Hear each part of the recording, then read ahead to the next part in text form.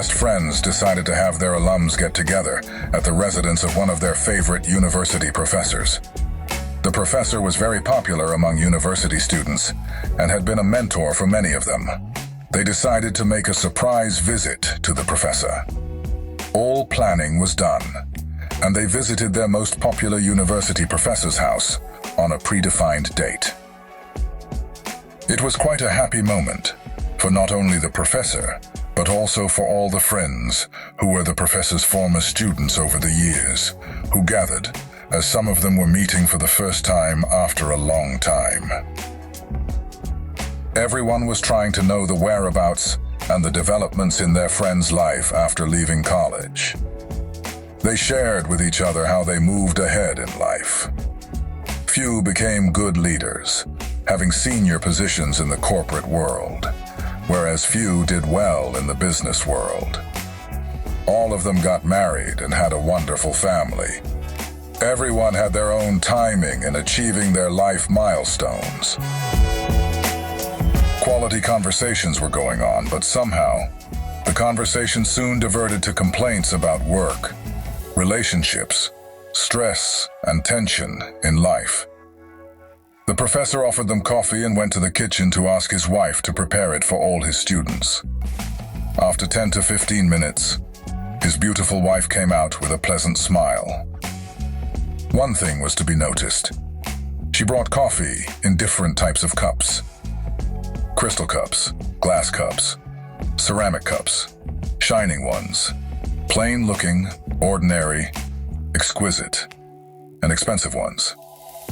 The students thought that the professor might not have the same kind of cups, and due to a large number of guests, his wife served the coffee in different cups. When all of them had a cup in hand, the professor said, "If you noticed, all the nice-looking and expensive cups are taken up, leaving behind the ordinary, plain, and cheap ones." It was a surprising moment, as nobody noticed that there were some extra cups of coffee. While having their fancy cup, nobody took the ordinary cups, and all of them were left on the serving tray. The professor continued, "Every one of you wanted the best cups. While it is normal for you to want only the best for yourselves, that can also be the source of much of your dissatisfaction, problems, stress, and tension in life." All the friends were now confused and looked towards the professor as they could not understand. What's the connection between having coffee in a chosen cup and the stress and tension of life? The professor continued further and explained, after seeing their curious faces, "Be assured that the cup itself adds no quality to the coffee. In most cases, it is just more expensive, and in some cases, it even hides what we drink. What you really wanted was coffee, not the cup. But you consciously went for the best cups. And then you began eyeing each other's cups. Remember one thing. If life is coffee, then jobs, money, status, or position in society, etc., are the cups. They're just tools to hold and contain life. The type of cup we have does not define or change our quality of life. Please don't let the cups drive you. Enjoy the coffee." Moral of the story. They say life is from B to D, birth to death. But what's between B and D? It's a C, choice. Our life is a matter of choices that we make. We tend to focus on outside beauty and appearance, whereas the real quality and value lie inside.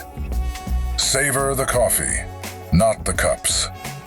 The happiest people in this world don't have the best of everything. They just make the best of everything. Sure, a nice-looking cup may help make the coffee experience interesting.